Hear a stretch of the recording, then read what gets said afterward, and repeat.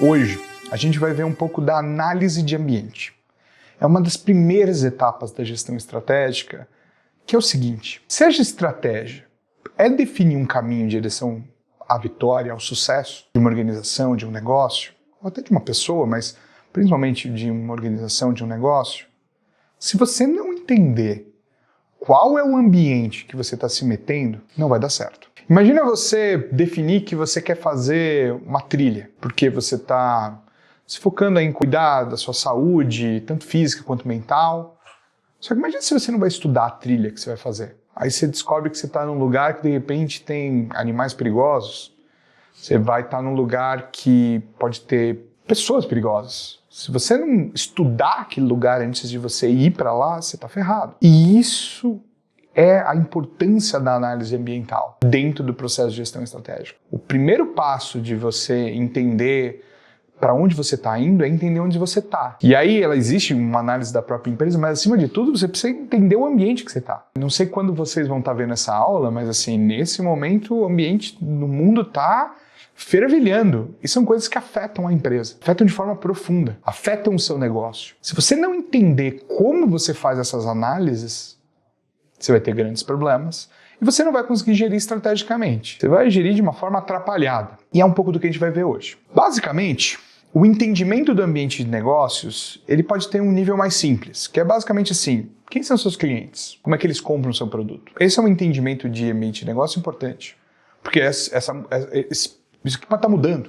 Imagina você está querendo criar uma marca de roupa. Se você não entender que as pessoas estão comprando cada vez mais online, não vai dar certo. Então, quem são esses clientes? Como que eles estão comprando? Como é que eles agem? Quem são eles? Como eles se comportam? O segundo é entender quem são os seus concorrentes. Quem que está brigando com você por esses clientes? Quem está brigando pelo dinheiro que você quer conquistar no mercado junto com você?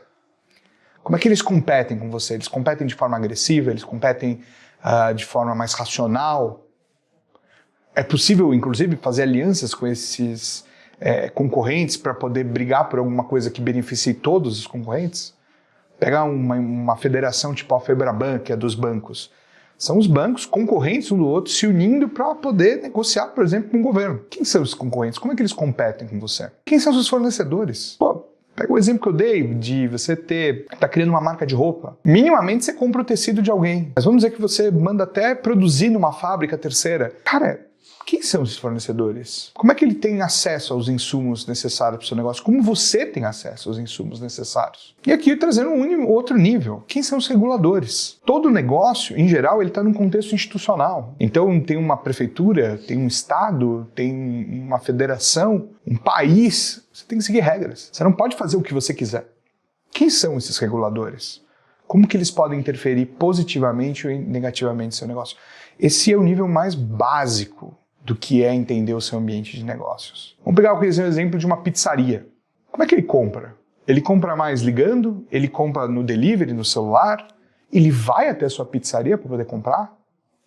Não sei. Que forma de pagamento ele usa? É cartão de crédito? É Pix? Boleto? Não sei. Você vai ter que entender. E os concorrentes? Quando eles não compram de você, eles estão comprando de quem? Tem alguma nova pizzaria no seu bairro que está vendendo mais do que você? Isso você vai ter que aprender. Como é que eles fazem isso? Por que eles estão vendendo mais que você? O que eles oferecem que você não oferece? E os fornecedores? Onde você compra o seu insumo? Você compra num atacado? Você tem um distribuidor? Você compra na internet? E pega, por exemplo, os reguladores. Como é que a vigilância sanitária, a Anvisa, o que ela interfere no seu negócio? E a prefeitura? Tem taxas que você precisa pagar? De repente tem taxas que se você entrar num programa você não paga?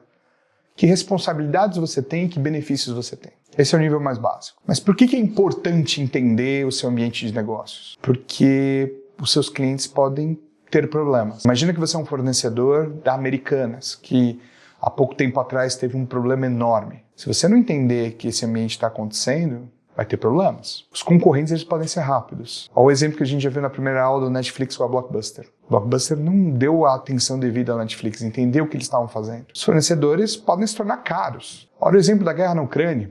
Ela fez o preço da farinha, do fertilizante, subir. Como é que eu vou lidar com essa realidade? E os reguladores podem matar o seu negócio. Há pouco tempo atrás, aqui na cidade de São Paulo, a gente teve os patinetes, um boom, pouco antes da pandemia. E aí, do nada, a prefeitura falou, todo mundo vai ter que usar capacete. Matou o negócio dos caras. Como que assim todo mundo vai ter que usar capacete? A ideia dos patinetes é, tô andando na rua, pego o patinete e uso.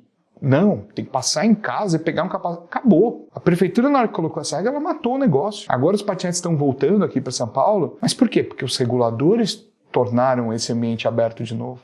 Fizeram mudanças nessas solicitações. Basicamente, entender o seu ambiente de negócio pode ser uma questão de sobrevivência ou oportunidade. Se você não entender, tem perigo de ter algo acontecendo que vai te matar, ou pode ser uma oportunidade de você crescer. Isso é a importância de você entender e gastar tempo entendendo o ambiente de negócio. Então, essa aqui é a representação do que é o seu ambiente de negócios. Então você tem esse ambiente, o seu negócio está lá dentro.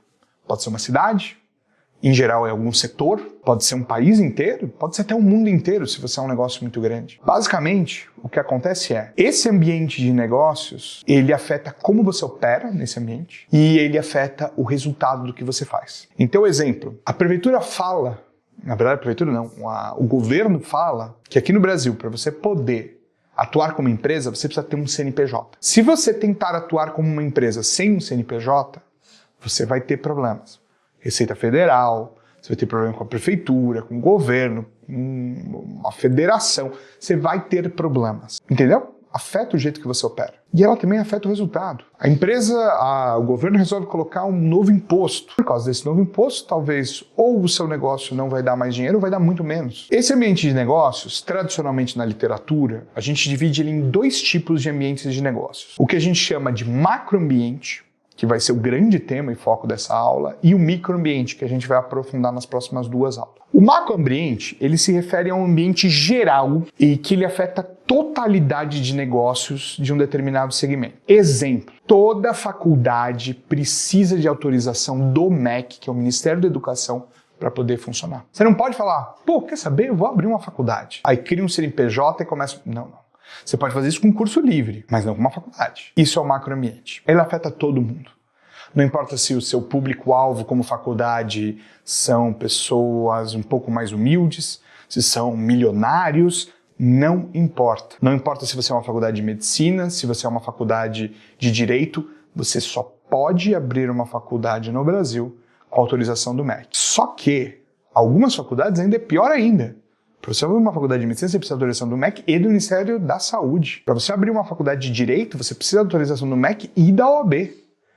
Então, mesmo o macroambiente, ele pode afetar diferentes empresas de um mesmo segmento. Mas ele é um macroambiente, ele afeta todo mundo que atua daquele mesmo jeito e igual. Primeiro passo e aprendizagem sobre o macroambiente. Para a gente guardar para a vida e gerar menos estresse.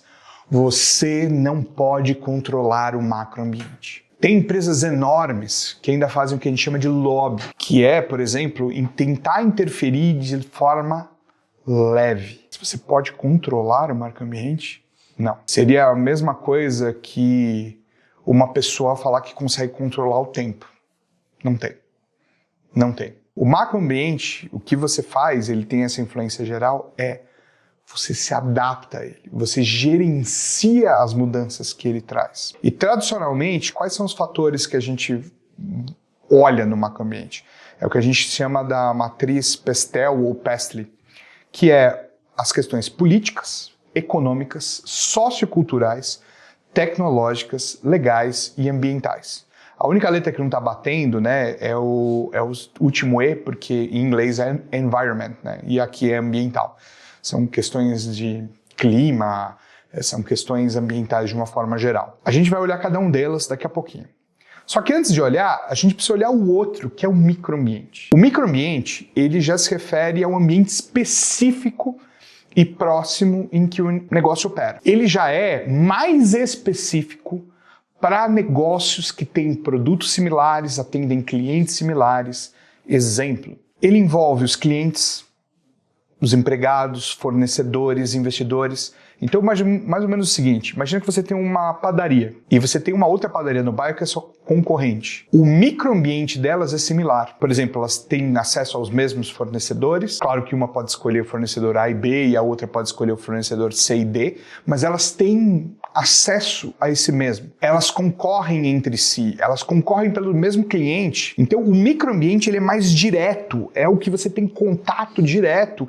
E aí sim, ele pode ser controlado. O que eu quero dizer com isso, de que sim, ele pode ser controlado? Você pode escolher mudar o local em que você vai abrir a sua padaria para não concorrer com o cliente A, B e C. Você pode escolher não trabalhar com o fornecedor A e B porque ele trabalha com o seu concorrente, você quer se diferenciar dele. Você pode escolher até focar em clientes diferentes. No meu bairro tem uma padaria tradicional que meio que atende todo mundo e tem uma padaria artesanal com pão de fermentação natural que ela cobra R$40 por um pedaço de pão de 600 gramas. E ela vai trabalhar com outro público. Então, o microambiente você consegue sim controlar até certo ponto. É claro que tem inclusive um vídeo que eu vi outro dia, na verdade vi hoje, em que ele fala que é o seguinte: se você pega uma zebra e você tenta deixar ela tão diferente que ela vira uma zebra albina, e traduzindo ela fica branca inteira, ela fica parecendo um cavalo. Se você mudar muito seu negócio para poder tentar falar, eu não quero concorrer com tal, talvez você vai se descaracterizar do seu próprio negócio e vai se perder na sua história. Mas você tem a escolha. Você consegue controlar ele porque você tem escolha no microambiente. A natureza dele já é específica, ela não é geral. Ela não é que nem um imposto que afeta todo mundo ou que nem um MEC que regula todas as faculdades. Ele, basicamente, ele diz que ele é específico para aquele tipo de negócio. Se eu mudo uma característica do negócio, talvez eu vou ter um microambiente diferente. E aí, tradicionalmente, os fatores aqui considerados é o acrônimo COSMIC, que são os competidores, a própria organização, os fornecedores, o mercado, os intermediários e os clientes. E esse daqui a gente vai aprofundar um pouco mais na próxima aula, quando a gente começar a entrar em análise competitiva. Vão ser 2 aulas, porque tem muita ferramenta de análise competitiva que analisa mais o microambiente. Vamos falar agora, então, da análise de macroambiente em que a gente usa a análise PESTLE. Então, vamos analisar cada acrônimo e vamos entender como que a gente analisa cada um desses que afeta o seu ambiente. O primeiro fator da análise de macroambiente é o fator político. Mais uma vez, não sei quando você está vendo esse vídeo, mas, por exemplo, nesse momento, cara, tá tudo diferente.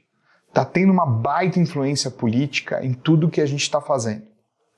Então, esses fatores políticos, eles se referem, na verdade, ao grau de intervenção que o governo tem na economia e nas empresas. Então, se um governo, por exemplo, ele age de uma forma intencional, fazendo com que a economia vá para cima, vá para baixo, vá para a direita, vá para a esquerda, basicamente aconteça algo, significa que o fator político do seu macroambiente está em transformação.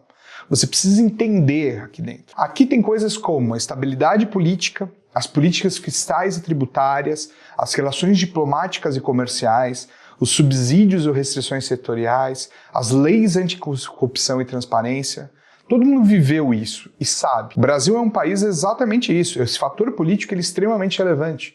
A maioria das crises que o Brasil já entrou foram crises que elas têm como base a questão política. Seja lá atrás com a superinflação que nasceu a partir de decisões políticas erradas, até aquilo que a gente viveu ali durante a década de 2010, né? Com a crise do governo Dilma, em que, cara, a gente entrou numa recessão. Tudo isso por fatores políticos. Atualmente, a gente está vivendo, né, aqui em 2025, uma realidade em que os fatores políticos que interferem, por exemplo, são uma falta de preocupação com políticas fiscais de forma mais profunda, e que afeta o mercado. Esse afetar o mercado faz com que os juros estejam altos e ele afeta outra letra da nossa análise de macroambiente, que é a economia. Então, os fatores políticos, eles conseguem gerar também influência também questão econômica. Tudo se transfere, tudo se conecta. Muitas vezes eu estou falando que é uma questão política, mas que ela se desdobra em todos os outros aspectos do macroambiente. Porque a política, ela basicamente é uma das definições básicas do seu ambiente. Quando você está basicamente trabalhando dentro de um negócio, você escolhe um país para estar. Na hora que você escolhe um país, você escolhe um sistema político. Na hora que você escolhe um sistema político, você tem interferência política no seu negócio. Você precisa entender quais são essas linhas. Tem gente que aproveita essas mudanças políticas para fazer os seus negócios prosperarem. Tem algumas declarações meio feias, mas que são verdades. O Lord Byron falava o seguinte: se há sangue nas ruas, compre imóveis. Por quê? E o que ele queria dizer é o seguinte: no momento de guerra, um dos melhores momentos para você comprar imóvel. Porque aquela guerra muitas vezes vai passar e na passagem daquela guerra você comprou aquele imóvel a preço de banana e se a coisa se reconstruir e der certo, cara, você vai virar uma pessoa muito rica. E muita gente ficou muito rica por causa disso, né? Então é aquela coisa, né?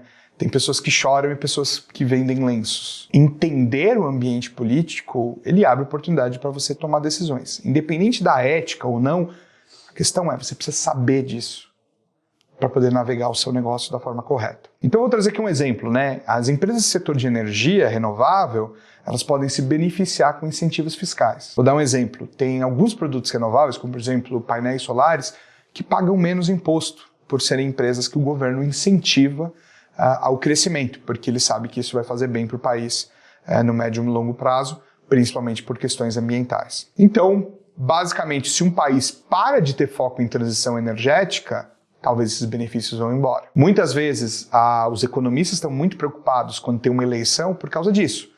O fator político vai determinar tudo isso. Vamos para o nosso segundo fator. O segundo fator é o fator econômico. Como eu falei, ele tem muita interferência do fator político, mas muitas vezes ele tem muita interferência dele mesmo. A própria economia interfere nela mesma, ou pode ser até o fator político de outros países. Aqui no Brasil a gente vivencia muito isso, né? Aquilo que acontece nos Estados Unidos, que acontece na China, tem muita interferência no que a gente vive. O fator econômico, ele se relaciona mais com questões da macroeconomia que afetam o poder de compra, os custos e a capacidade de crescimento de um país e, por isso, a capacidade de crescimento do seu negócio também. Então, exemplo, PIB, a taxa de crescimento econômico, a inflação ou a taxa de juros. Quando não tem inflação, significa que eu estou tirando o poder de compra do meu consumidor. Quando eu tenho taxa de juros altos, eu estou tirando dinheiro para que as empresas possam investir nelas mesmas e crescerem. Então, por exemplo, se eu sou uma empresa que eu tenho clientes B2B e que esses clientes precisam estar investindo no crescimento do negócio para eu poder vender coisas para esses caras,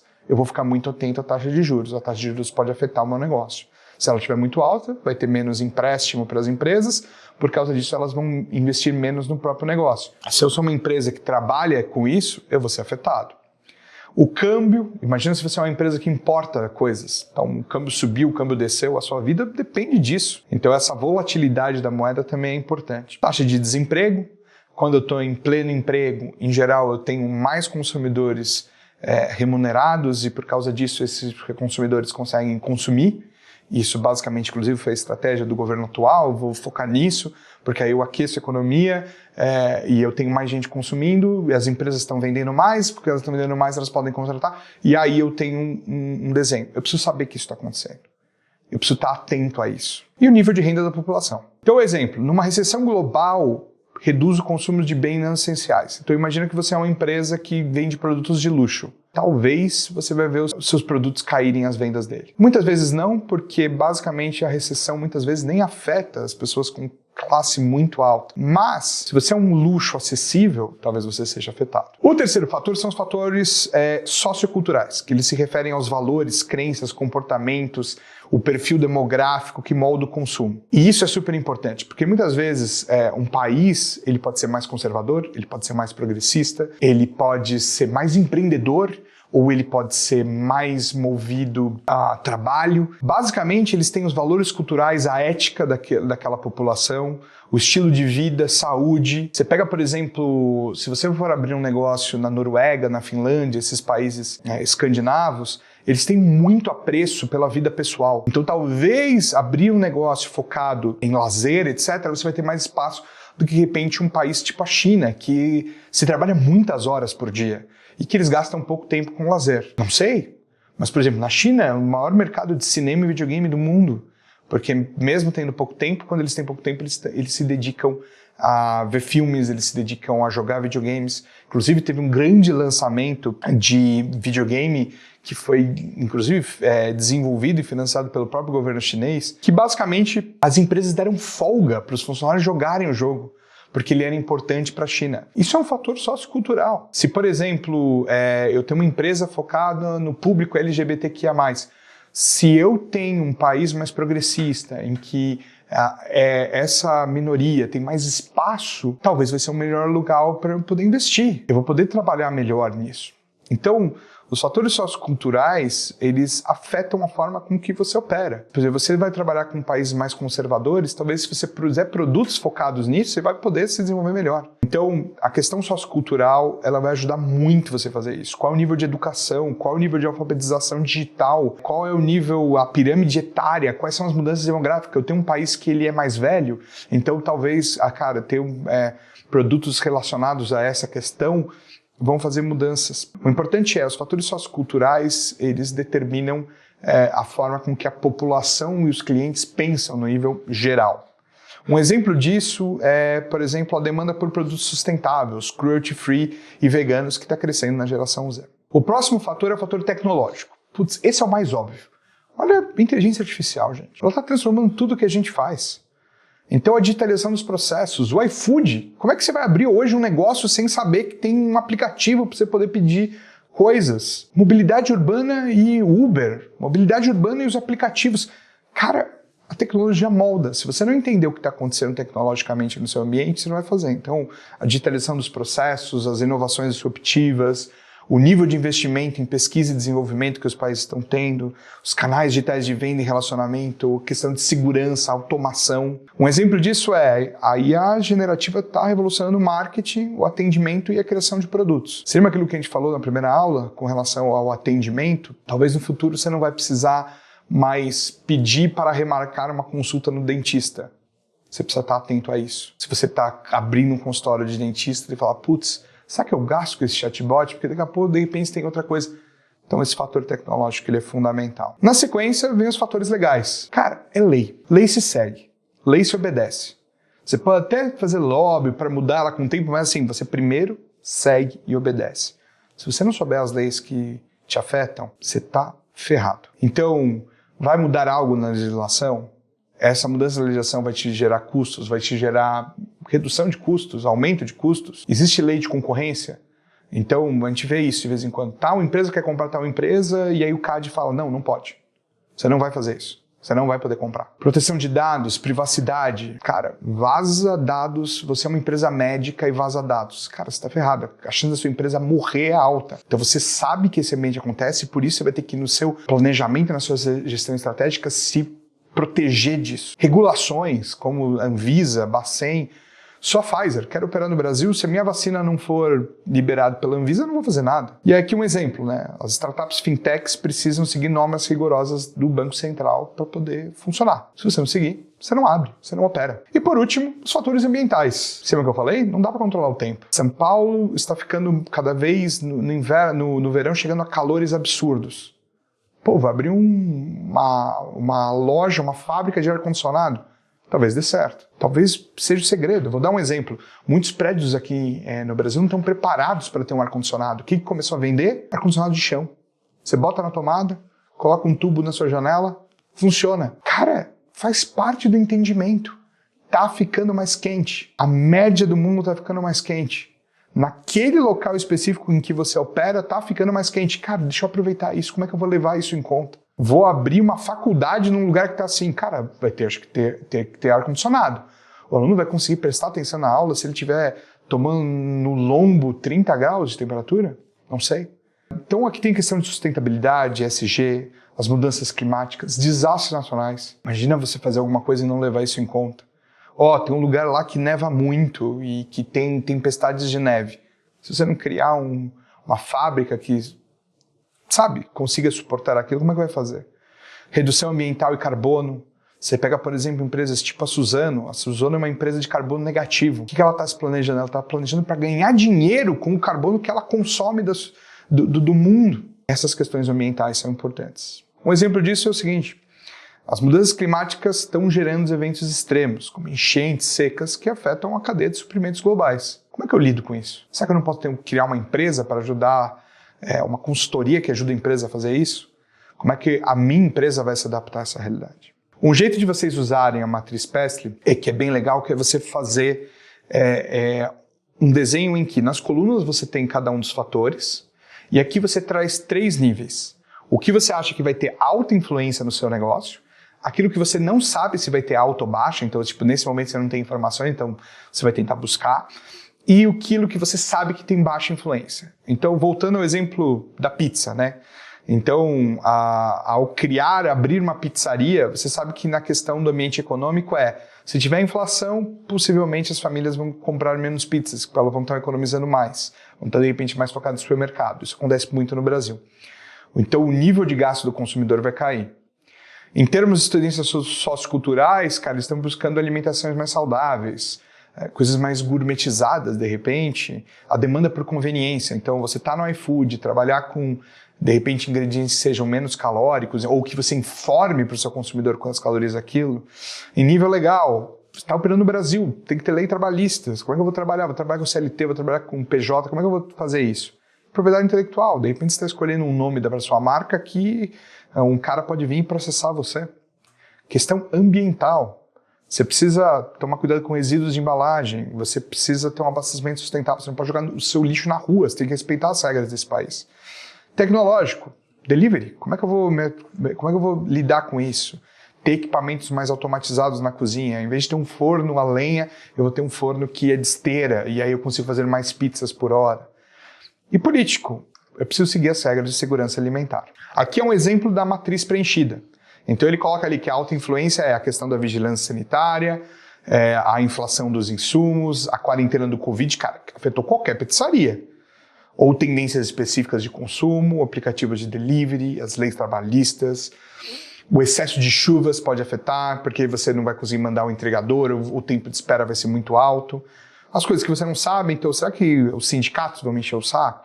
Será que eu vou ter perda de poder aquisitivo das famílias? Eu vou ter um envelhecimento da população e por causa disso elas vão consumir mais ou menos pizza? Vou ter a questão do pagamento digital, como é que isso afeta? Lei de zoneamento, estou no lugar que eu posso continuar fazendo, agora vai mudar a lei, eu vou ter que sair desse local que eu estou. Proibição do plástico, que teve durante bastante tempo nos Estados Unidos, também veio para cá. E aí você coloca outros fatores que você sabe que vão ter baixa influência. Esse é um jeito muito fácil de você utilizar isso para poder entender.